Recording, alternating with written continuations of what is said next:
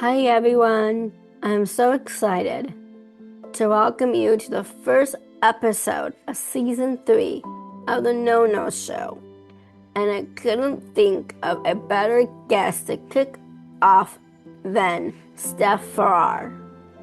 Steff is a director of programs and animation at Exceptional Minds in Los Angeles, a really cool studio and school that helps artists with autism learn animation and get jobs in the film and TV industry.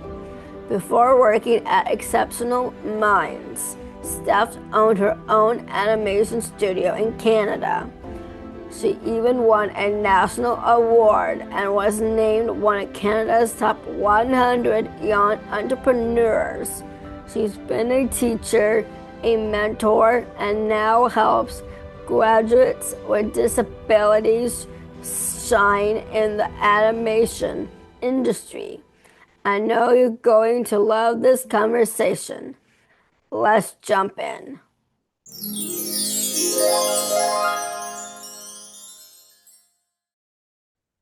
Hey, Steph.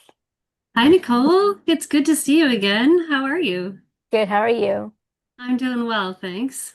Thank you for being on the No No Show. I really appreciate it. Thanks for inviting me. We're going to start with the first question. Sure. Welcome to the No No Show, Steph. I'm so happy to have you here. Before we get started, I'd love to share how we first met. What do you remember about how we connected? Oh, that's a great first question. Um, yeah, so uh when we first connected, this is 5 years ago that I've been working at Exceptional Minds. And when I started out, I was in the head of career services at the time. So we used to get calls from people who wanted to place um, our artists into jobs, things like that. And then I had a call from, I had to look her name up, Amy Cassau or Casso. I'm not sure how to pronounce her name. She was the director of the World Theater in San Francisco. And she called me looking to see if we might have any artists on the autism spectrum who were interested in acting or who had any acting experience. So I ended up providing a few, I think there was about 3 different candidates of artists that we had. I had my finger on the pulse of who was interested in doing what, and we did have some actors or artists who were interested in acting, and they ended up going with Andrew Turney, who played alongside you in the play. Oh, I forget the name. Eternal Love was the name of the play, and that also led us. So we connected in that group in that space as myself and another actor. I wrote his name down, Josiah Polemis. I'm not sure how to pronounce his last name, but he also acted in the play, but he was kind of behind different things we were doing to practice the script with you and Andrew and things like that. And that led you and I to work a little bit together via Zoom, practicing your lines and things like that, which was a lot of fun. My son is also an actor, so I had a little bit of that experience practicing lines with people, and then that was really fun. But that's how we met. And then, of course, I saw you in person for the first time when myself and another work colleague drove up to San Francisco to watch the play, which was incredible.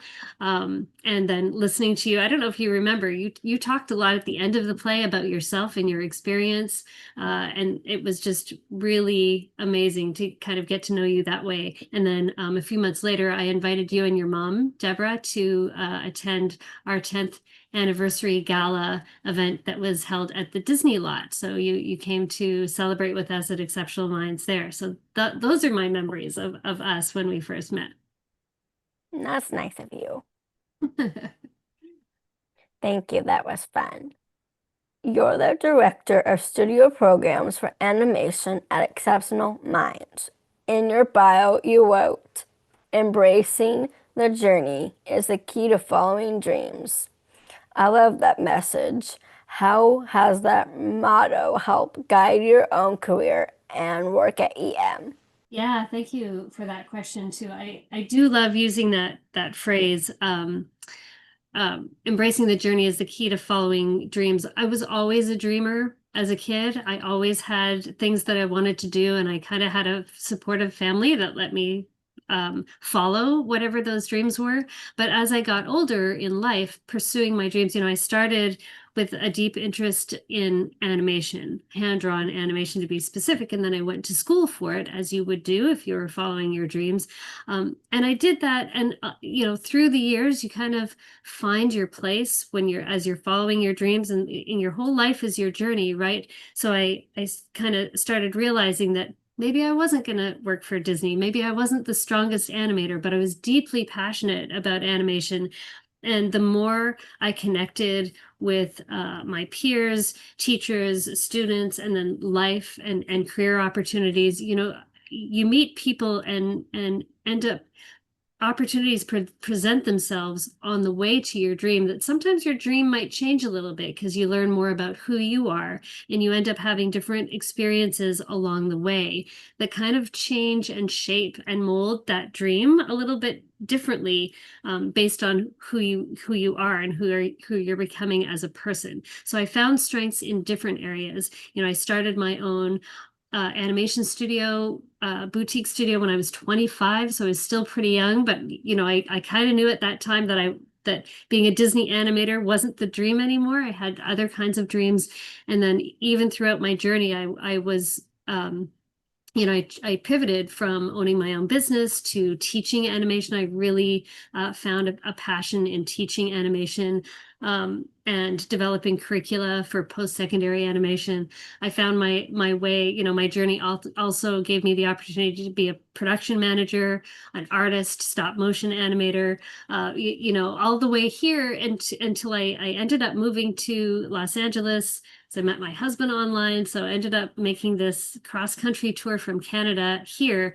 And then while I was trying to plug into the industry here, which is also part of my journey, was moving here and plugging into the animation industry and learning about exceptional minds at the CTNX is where I found out about exceptional minds.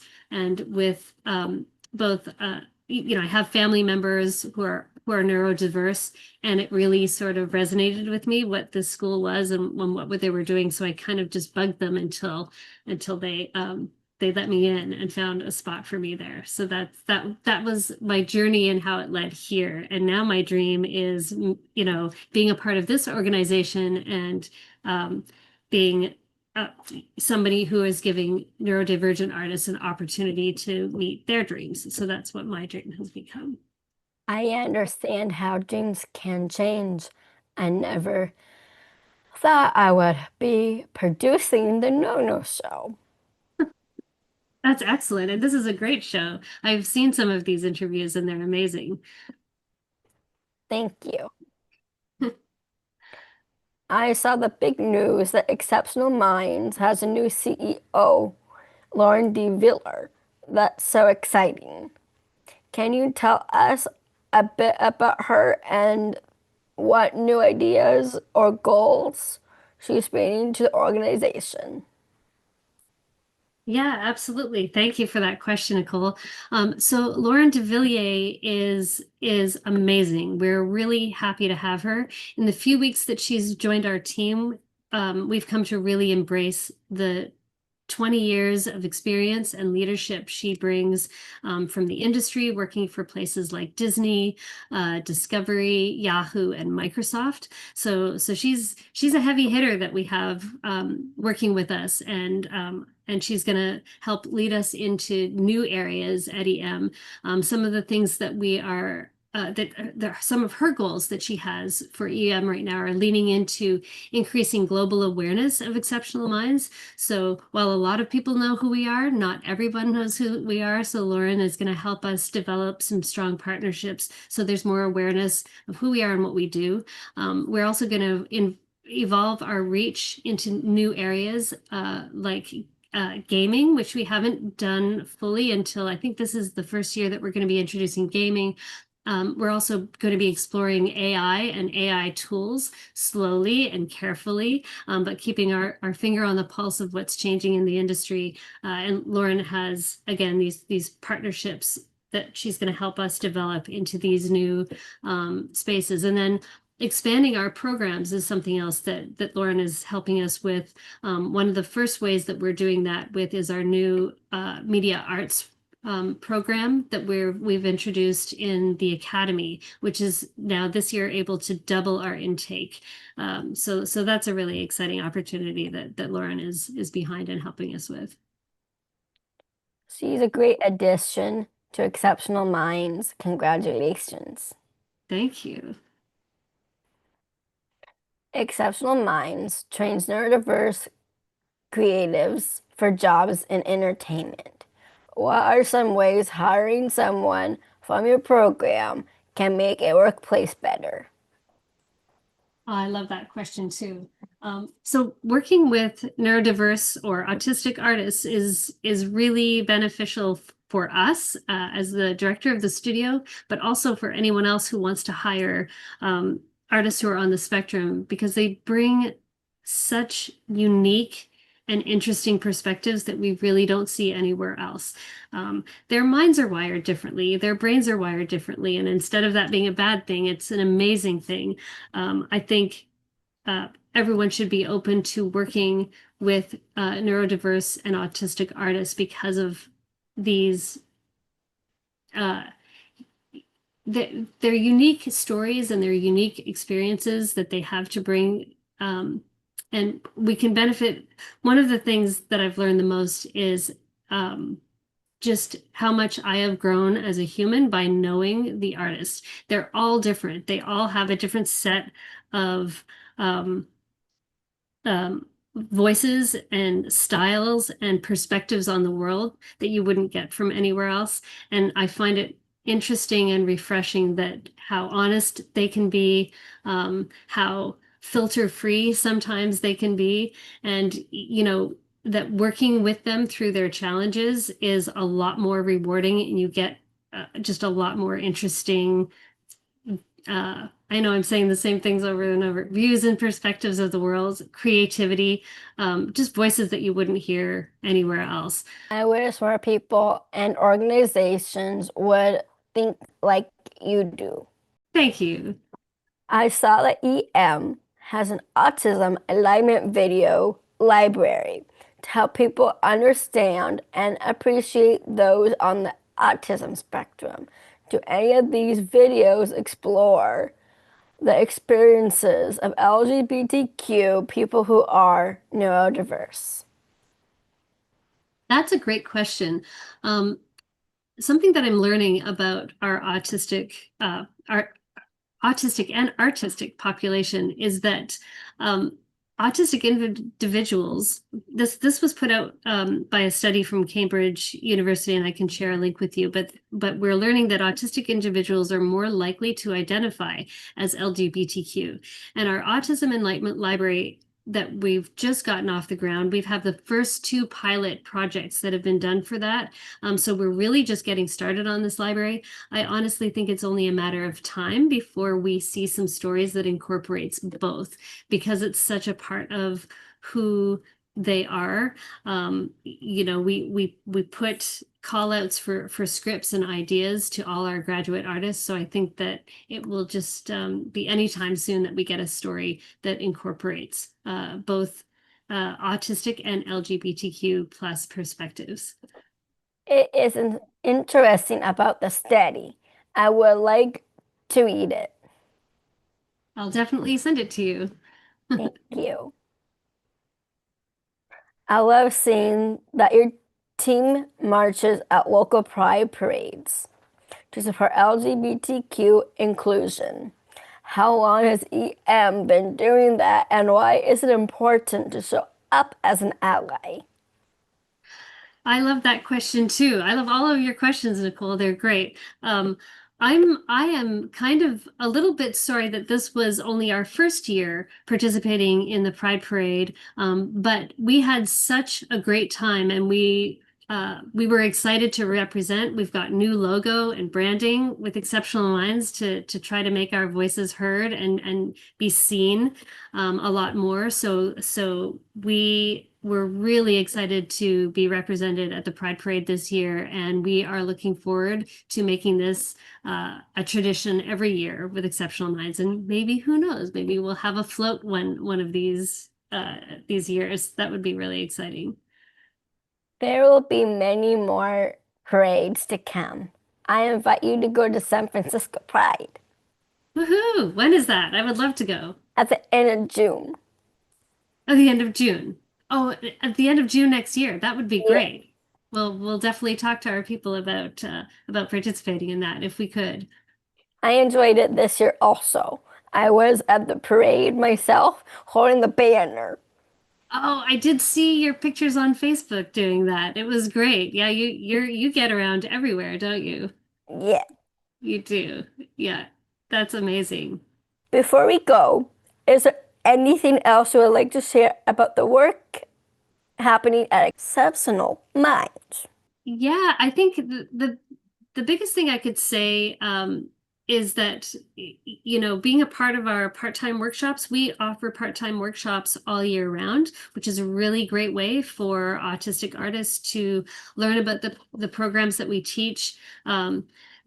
Our instructors for the part-time workshops are also the instructors for the full-time curriculum. So they're on the front lines of being able to see if someone's ready with the skills, if they're ready for the full-time program. So I'm always encouraging people to attend our part-time workshops.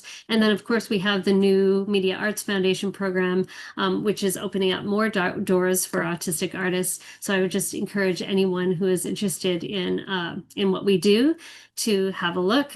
I know I didn't talk a lot about Exceptional Minds at the beginning of the interview, but I will say again that we are a 3-year post-secondary academy for people who want to have careers in the fields of animation and or VFX. That also extends into things like motion graphics and editing and production, all of those kinds of things. 3D animation, we do a little bit of everything. So if there are autistic artists out there, I would strongly recommend checking out Exceptional Minds. And then anytime anyone wants to donate, that's also a great thing too. We are a nonprofit organization, so we accept donations. Where the studio comes in, I'll just add this part too. So we're mostly an academy, and then we also have 2 professional studios. One is a VFX studio, and the other one is the animation studio that I run. And this is a place where we employ exclusively graduates from the program. So that's why Exceptional Minds is such a great school. We're all in one space and place, and we're there to nurture artistic and autistic graduates in this area of entertainment. How do you find out about the workshops and program? For more information on Exceptional Minds, go to exceptional-minds.org. That's where you'll find our website, and all the information on what we do, our programs, the academy, the studios is all right there. That's amazing. Thank you. Oh, I was such a pleasure to interview you. Thank you, Nicole. I was very excited to be invited to interview with you. Don't blink, you might miss the rapid fire questions. Ready, set, go. I'm going to give you some fun rapid fire questions. Okay, sure. Shoot. If you aren't doing the career you have now, what other career would you do? That's a good question. Probably something along the lines of biology or archaeology, something in that space. That's That's cool. Where was your favorite place you traveled to? You know what? I do have to answer that right now with Alaska. I just came back off of a 2-week Alaska trip, and I wouldn't have said that answer unless I had been there just now. So I would have to say Alaska. That was my favorite place to visit so far. I like Alaska too. Do you? I've been there. Oh, excellent. Who has influenced your life? Who has influenced my life? Ooh, that's a tough one. I have to say right now, there's so many people that fit that answer, but right now I'm going to say my son. Even though he's younger than me, I am learning a lot about him and about people and about the world through a young person's perspective right now. And so right now he is the biggest influence on me. That's very sweet.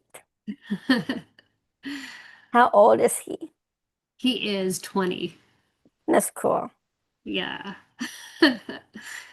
What is your favorite type of food? My favorite kind of food. I like all kinds of food. And it's funny you should ask me that actually. And I'm going to plug this a little bit because our first short from the Autism Enlightenment Library is all about this question, exactly this question. What's your favorite food? So I'm going to tease you with that and encourage you to go watch that. But my favorite food, and I don't know. That's, hmm. You have to come back to me on that one. I don't have an answer, a quick answer for that one. Since this is the No-No Show, what do you think is the biggest challenge facing humanity today? Something that is a big no-no in our society.